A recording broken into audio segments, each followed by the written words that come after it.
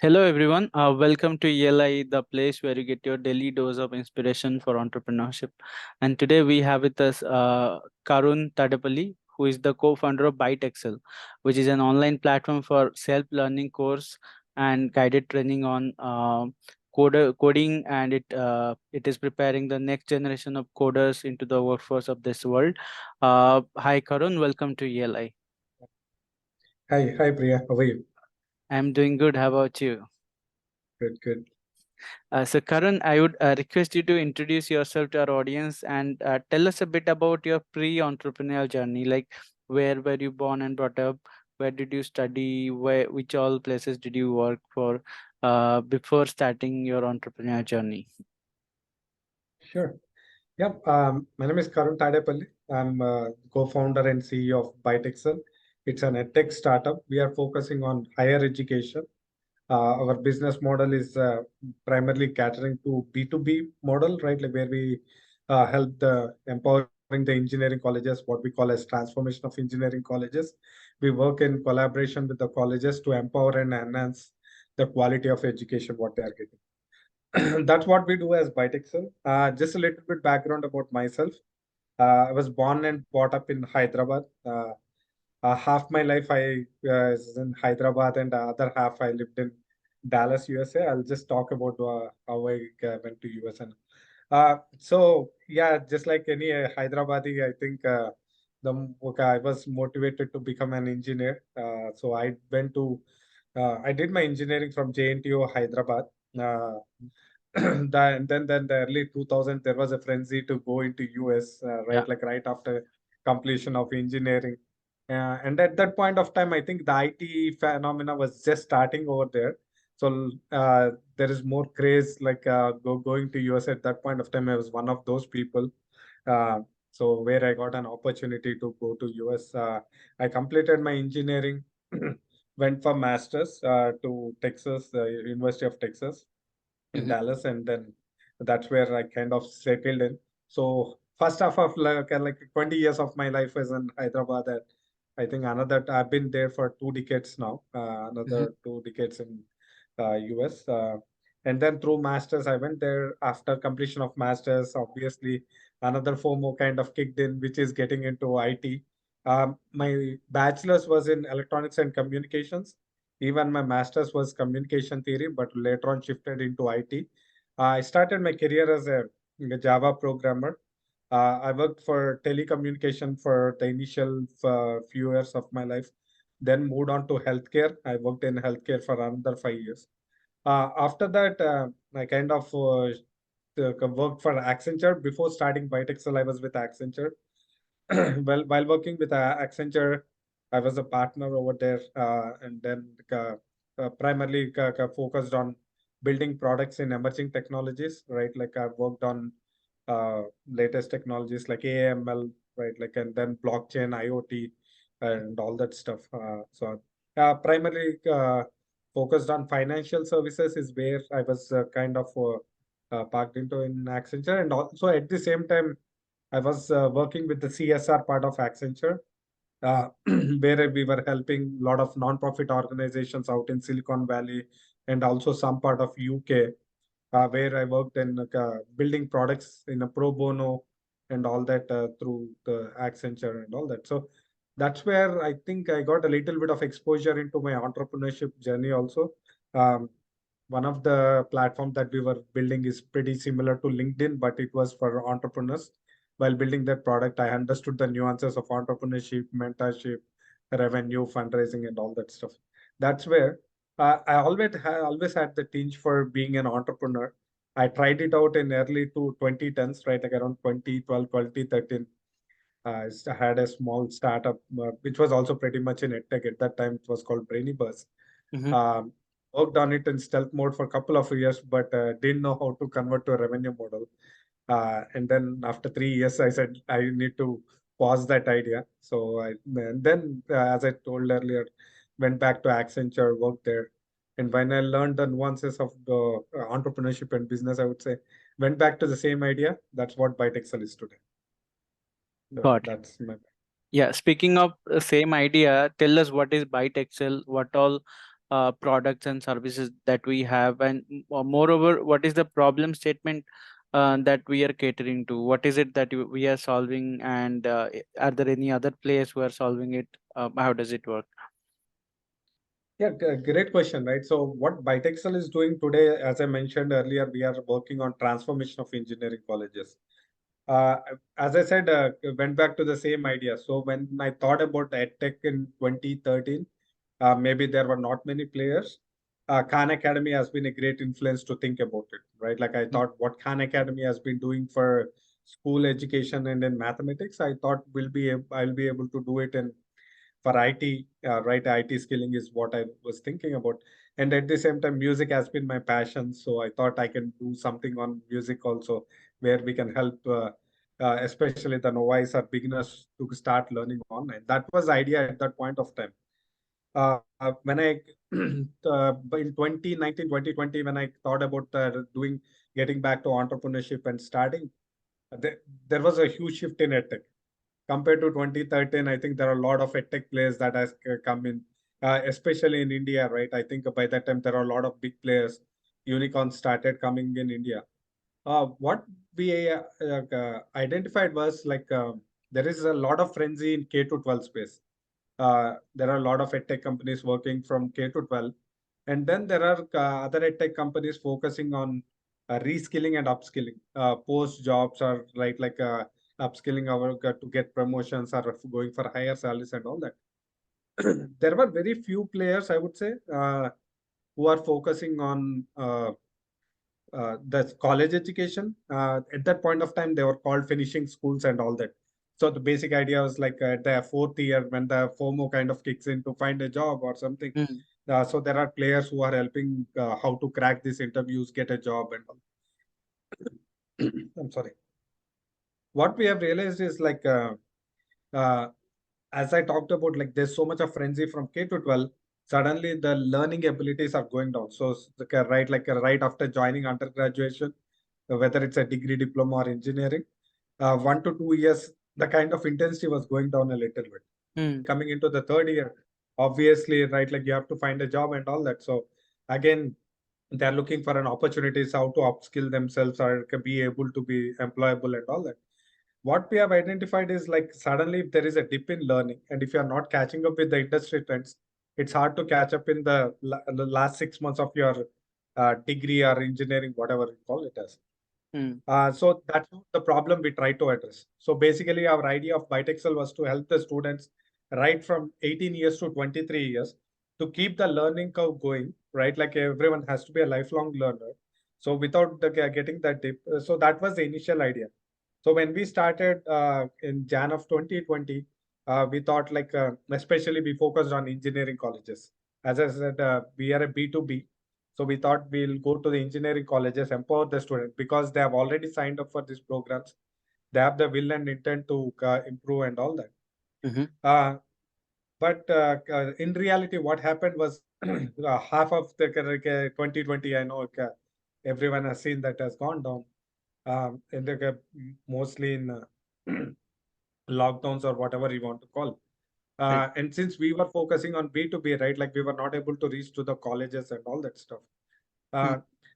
Uh, Even after the post first phase of COVID, when the colleges were trying to reopen or something, still the situation was not so great. Like everyone can go back to the colleges and all that. We became an alternative for them, right? Like we were an online platform. There is a possibility of online learning and all that at the same time. We had a platform, so that's how I think we started getting traction also. Mm-hmm. One good part about is like because of this COVID, there were tailwinds to a tech industry as a whole. You have seen that there was a huge boom, right? Like so, we were Right. part of it. Um, and then the college started signing up. We had a lot of students and everything. At one point, within 2 years of our execution, we are at 93 colleges with over 120,000 students on our platform. Mm. But one thing was like, as I said, we always wanted to start from first year of their undergraduation, but the first year enrollments were not happening because the entrance exams were delayed. The students were not signed up into first year. So what we had was like we had students from second year of engineering. Mm. And then even the hiring was at the peak during the 2021-22. Right. So most of the college students, they were getting their job by second semester of third year itself, right? So a lot of so instead of getting 100 hours from each year of the student time, we only got 100 hours in second year and another 100 hours maybe in second year. uh, we are not able to implement what we were thinking. So Mm-hmm. at that point of time, what we realized was the skilling level is not up to the mark, right? Obviously placements are happening because of the hiring frenzy and all that.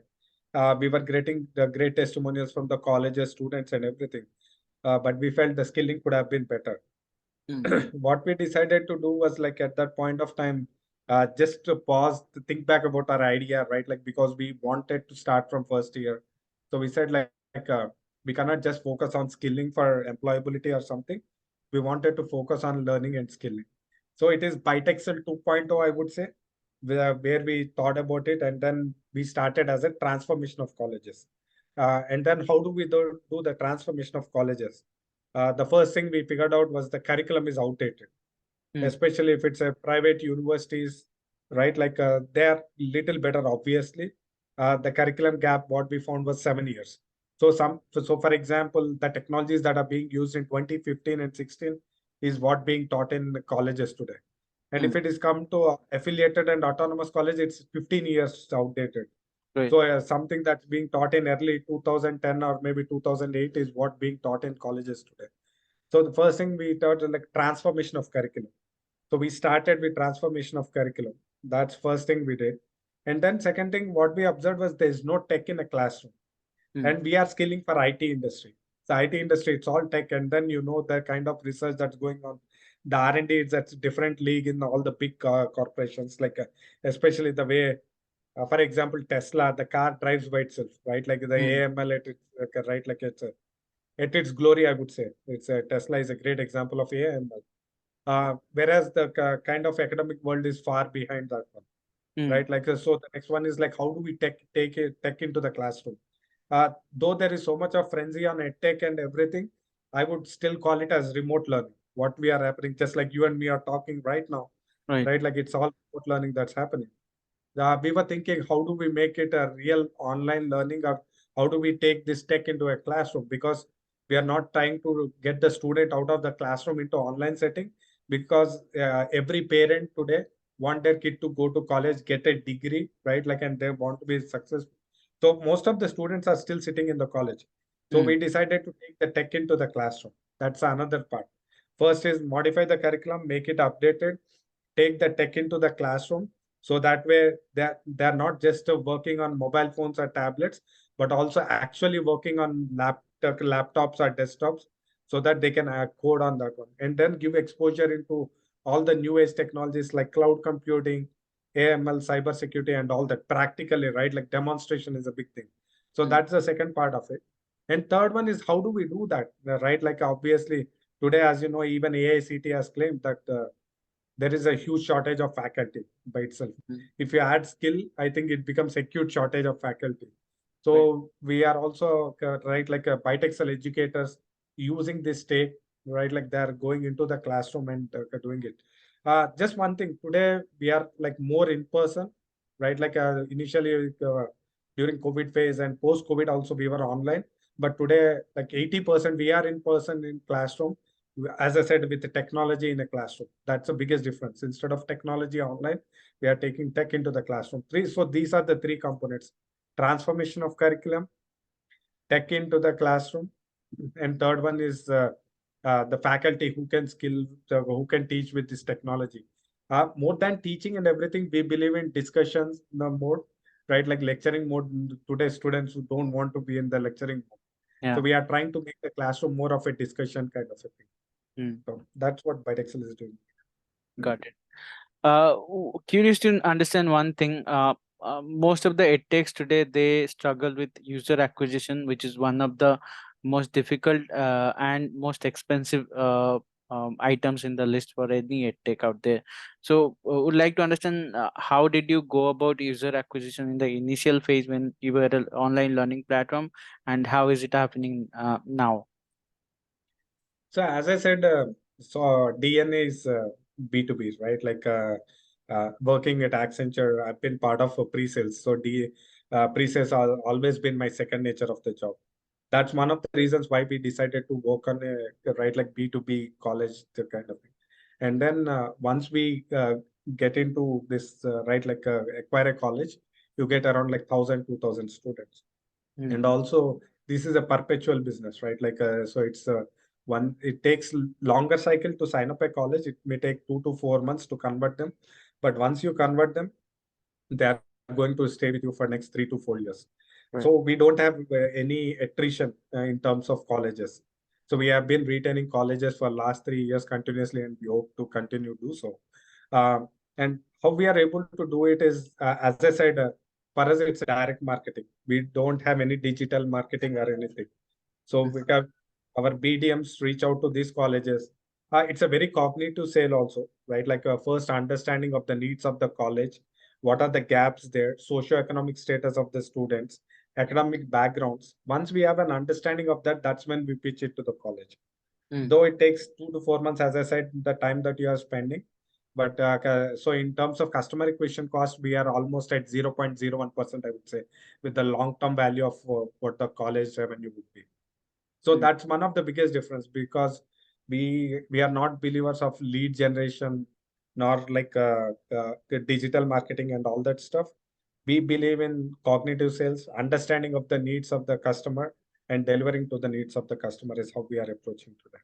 And then even for the scale and everything, right? Like uh, so where we would play a role is being part of the consortium, or maybe something like partnering with APSSDC, Andhra Pradesh Soft Skills Development Center, or maybe something like that task in Telangana, like right, like, and then reach out to the colleges, create a brand name. That's the approach that we are taking. So that's why our customer acquisitions are costs are way low compared to most of the competitors in this space. Got it. Can you also tell us a bit about what are different revenue streams we have, and who pays us in the whole cycle? Is it pay per use? Is it per student basis, or college pays a fixed cost? How does it work? That's a great question, right? Like, I think I'll talk about the latest model. As we are talking about, we are a transformation of engineering colleges. The idea is work with in collaboration with the college, right? Like, college is going to be our subscriber, and student is a consumer. Mm-hmm. So we get paid from the colleges, right? Like the model is, and also depending on the number of courses that we are helping in a particular college. Generally, in engineering, there are over 50 to 55 courses, including theory and lab, in the 4 years of their education. And we are only focused on the courses that are helping with the employability of the student. So, for example, as we are today only focusing on IT skills, we take the courses that are programming related, and then take into expert courses. What we call as expert is basically cyber security or DevOps, cloud computing, AIML, data science, full stack development. These are the courses that we do, right? Like, so taking from programming into these advanced courses is what we kind of work. So depending on the number of courses. For example, if we do 20 out of 50 courses, right, like it comes to 40% of the courses, and then the revenue sharing will be depending on that, right? Like so, the idea is we get into revenue sharing where colleges take care of the administrative infrastructure and everything, and we help them with the skilling part of it. So our revenue model is very straightforward. We only have one product, right, like today, and then like one P&L, and that's what the revenue sharing. Mm. What were some of the biggest challenges you have faced so far while building and growing this venture? Uh, yeah, obviously everything comes with hardships, right? Like as I said, when we started this startup, right? Like the day one, the second day, we were able to sign a college, and we thought it's going to be a rosy road. Mm. And then the next day, we realized we were kicked out of a college, saying that they don't need this model. So it was like in 2 days we realized there is a up and a low, right? Like that's how it is. And then we started executing in the college that we signed up. We started in Jan of 2020. Mm, So for 1.5 months, we have been executing in that college, right? Like to get understand the ecosystem and all that. And COVID kind of impacted, and everything is shut for next 4 months. mm, And in our business model, we were not looking for B2C or anything, right? Like, so we were thinking about colleges. We didn't know whether to change the business model, what to do, and all that stuff. And it turned out to be a blessing in disguise. We stuck to our guns and we wanted to be just a B2B player. What we did was like, we just start partnering with APSSDC, like I was mentioning. So we mhm, were doing faculty development programs, webinars for free. And then parallelly, what we did was like we gave our platform for free to over 2000 IIT and NIIT students just to mm, get a feedback whether it's an intuitive platform or not. And the feedback was not so great, right? Like we were expecting, because as we are building, we felt it was a phenomenally intuitive product and all that. mm, But in reality, it was not so. So that's one of the challenges. And then parallelly, the faculty development programs that I was talking, they were going great. So when we have like 1,000 registrations, we are getting 10,000 people. So we were mm, doing live streaming YouTube and Facebook to reach out to all the audience and all that. What it told was like a hybrid model is what it is going to work, because they needed someone to teach, right? Like talk about these one and all that. If faculties need someone hand holding them and navigating through, so we realized student needs even more. That's how our hybrid model came into existence. Otherwise, we were thinking it's as a self-guided learning or SaaS platform kind of thing, but that's when real. So today we are a tech-led services, I would call as. Um, so so basically, there was a lot of learning that came through this. And then after that, I think there was a frenzy, like I was talking about, right? Like we were able to convert the colleges as our customers and started delivering. But 1.5 year into the business model, as I said earlier, um, we were not getting the kind of the response from the corporate world as we assumed. We mm, thought like people will be hiring from BiteExcel and these students are phenomenal. They're just going into the projects on day one. It was not happening. So we had to go back to our drawing board, right? Like start deliberating again, right? Like, and then we had a 2 months of lull period just to understand what was going on, right? Like, mm. because we have a revenue generating business, we were seeing the students getting placed, success was coming, but I think not in the way that we were expecting. Got it. So yeah, just to continue. So at that point of time, what we did was like we had to pivot, right? Like so we had to pivot our business model, make sure our vision is intact, right? Like, and then we decided it's a big decision that we pause on sales, what we were doing, and change the business model. Uh, and then it kind of worked out. I think uh, we got our product market fit right now, and then there is stickiness to what we are offering to the colleges, and barriers of entry was also increased. Mm, got it. Uh, uh, just a few more questions left. I think this is the question I want to ask every entrepreneur. So forget about the industry you operate in, the product you have built. In general, as an entrepreneur, what are the biggest lessons that you have learned that we can take away and probably apply to our ventures as well? Uh, so one of the things is right, like being everyone says that entrepreneurship is being dynamic and all that. I think it's fairly true. What I've realized is also I was maybe a little conservative in my decision making at some point of time. Unless there were proof points, validity, I was not making those decisions. But today, uh, a startup is all about experimenting, Mm, because you are finding new solutions. So there is no uh, proven path for this one. So every day as an entrepreneur, you need to be able to willing to experiment and willing to learn from it. Yeah, okay, if the experiment works out, it's great that it will convert into results. Even if not, then there is a great experience that you are getting. So one of the things is definitely right, like making informed decisions and take decisions quickly as possible and try to execute, because market is the only one which is going to tell whether it is going to work out or not, mm, right? Like sitting in a drawing room will not tell you whether it's going to work or not, because end of the day, customer need we need to understand what customer wants, right? Like, and we need to cater to the needs of the customer. So that's one big thing. And being dynamic, making decisions as quickly as possible, and making with informed decisions is the one thing that I learned in this journey. So speaking of the journey, can you tell us what inspired you to become an entrepreneur?